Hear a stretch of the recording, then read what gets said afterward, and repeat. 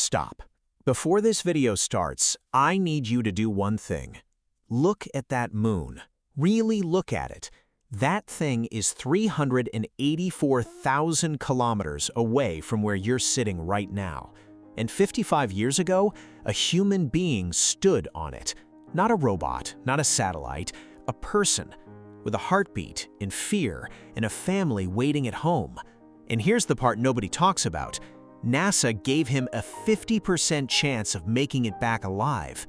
He went anyway. This is that story.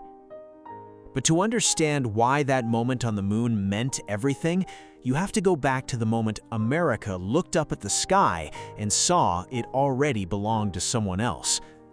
Picture this room, the smartest people in America, sitting in front of the most advanced technology on Earth, completely powerless, because someone else had just beaten them to space. October 4th, 1957, the Soviet Union launched Sputnik, the first human-made object to ever orbit the Earth. Americans heard it on the radio, a beeping sound, from space, from somewhere no American had ever reached. Then, 4 years later, a Soviet cosmonaut named Yuri Gagarin left the planet entirely, orbited the Earth, came back smiling. Across America, families sat in front of their televisions in silence. Nobody said it out loud, but everyone was thinking the same thing. We are losing. Not a war with guns, something bigger, the war for the future. A young man in Ohio saw those headlines. His name was Neil Armstrong. He grew up on a farm, quiet kid, serious. He got his pilot's license at 16 before he was legally old enough to drive a car. Not because someone told him to, because the sky made him curious. Nobody in the history of NASA would ever score higher on precision testing. Armstrong never talked about being the best, he just was. And in space, precision is the only thing standing between you and dying. May 25, 1961. President Kennedy stood before Congress and said 8 words that made every scientist in the room go pale. We choose to go to the moon. Not we are studying the possibility, not we are considering options. We choose to go. Before the end of the decade. The engineers went back to their offices that night, ran the calculations. The math said it was possible. Barely. If everything went perfectly. Every system, every calculation, every human decision, perfectly. And here is the thing about space that nobody tells you. Nothing ever goes perfectly. What followed was something the world had never seen before. 400,000 people went to work. Not just astronauts, not just scientists, factory workers tightening bolts they would never see fly, seamstresses hand-stitching spacesuits one thread at a time, mathematicians filling notebooks with calculations at 3 in the morning, every single one of them working towards something that had never been done, that might not even be possible, that might kill the men who attempted it.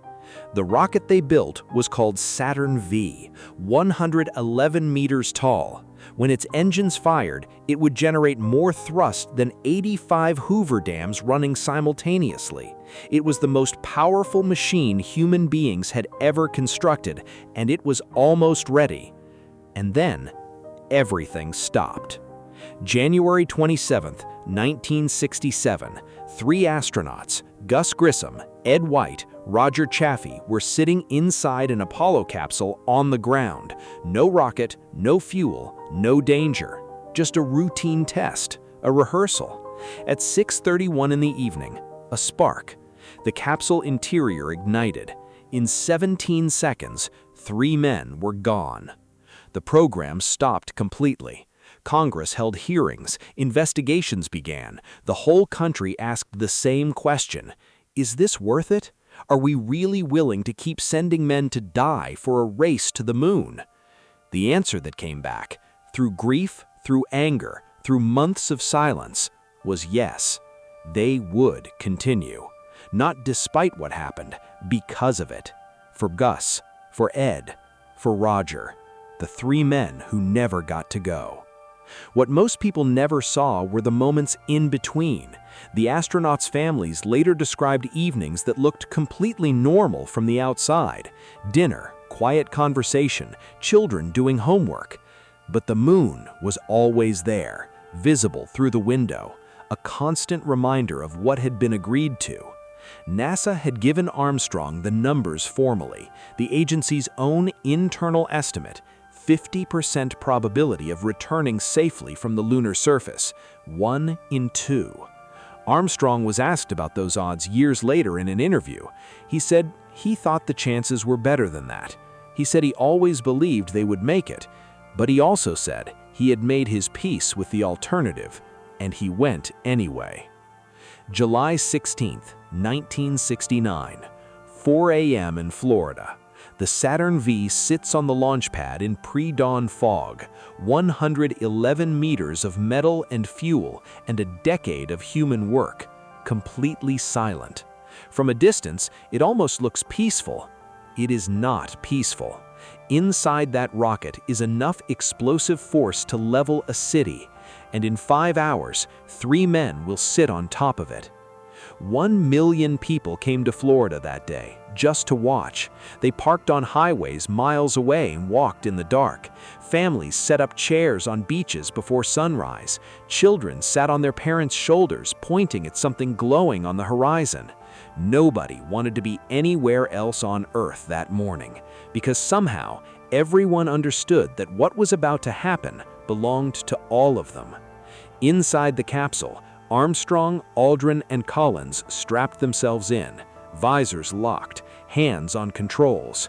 The countdown began.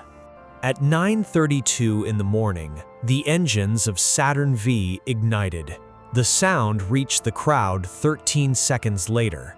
Not just a sound, a physical force, a wall of noise and pressure that hit people in their chests from miles away.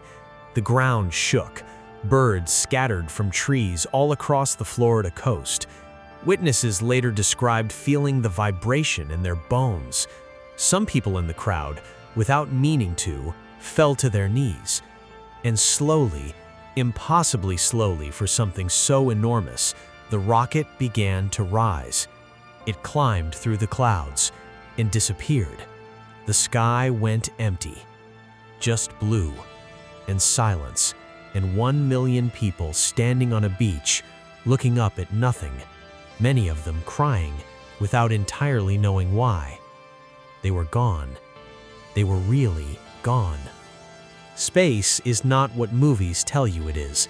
There is no sound, none at all, not even the sound of the ship moving. 3 men floating in a metal capsule, watching the Earth get smaller behind them. Michael Collins wrote about it later. He said that from 100,000 kilometers away, he could cover the entire Earth with his thumb. Everything, every city, every ocean, every person he had ever known, covered by his thumb. For 4 days they drifted, eating freeze-dried food, sleeping in shifts. On July 19th, the moon stopped being a destination. It became a place. It filled the window completely, gray, cratered, enormous, and completely silent. Armstrong and Aldrin climbed into the lunar module, so fragile that engineers worried a dropped tool could puncture its walls. They named it Eagle. 600 meters above the moon, an alarm went off inside the cockpit, code 1202. Armstrong had never seen it in a real mission, neither had Aldrin. In mission control, every engineer stood up simultaneously.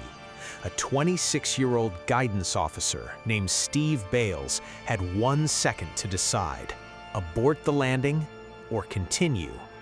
He had encountered this exact alarm once in a simulation 18 months earlier, 1 time. He made the call: go, we're go. Armstrong looked out the window. The onboard computer was guiding Eagle directly toward a boulder field the size of a football stadium. He took manual control, flew past the crater, scanning the surface, searching for flat ground. The fuel gauge was dropping, 60 seconds remaining. Mission rules said, 30 seconds left, you abort, no exceptions. 50 seconds, 40 seconds. Armstrong was still flying. 30 seconds, the abort threshold. He did not abort. 20 seconds, he found flat ground. 10 seconds, he brought Eagle down. Dust exploded outward in every direction. The landing legs touched the surface. Everything went still. A single green light appeared on the panel, and Neil Armstrong, in the calmest voice you have ever heard from a human being in that situation, said, "Houston, Tranquility Base here. The Eagle has landed." In mission control, the room erupted. Engineers who had spent a decade working toward this single moment grabbed each other. Men who had never cried at work couldn't stop. One flight director was so overcome he could not speak for almost a minute. On the surface of the moon, two men sat in silence. Outside their window, gray dust, black sky, stillness so complete it felt like the universe itself had paused. 6 hours later, Armstrong opened the hatch. He climbed out onto the ladder, 9 rungs between the capsule and a place no human being had ever stood. He descended slowly, stopped on the last rung. Reporters asked him for years what went through his mind in that moment. He gave the same answer every time. He said he was focused on the job, checking his footing, making sure the surface was stable enough to support his weight. That was Neil Armstrong. Even on the last rung of a ladder on the moon, he was focused on the next task. He stepped off, his boot touched the surface, dust scattered outward in the lunar silence, and he said, "That's one small step for man, one giant leap for mankind." The words every human being alive that night would carry for the rest of their lives. He stood on the surface and looked up. Above him, the Earth, blue and white, smaller than it had ever looked before.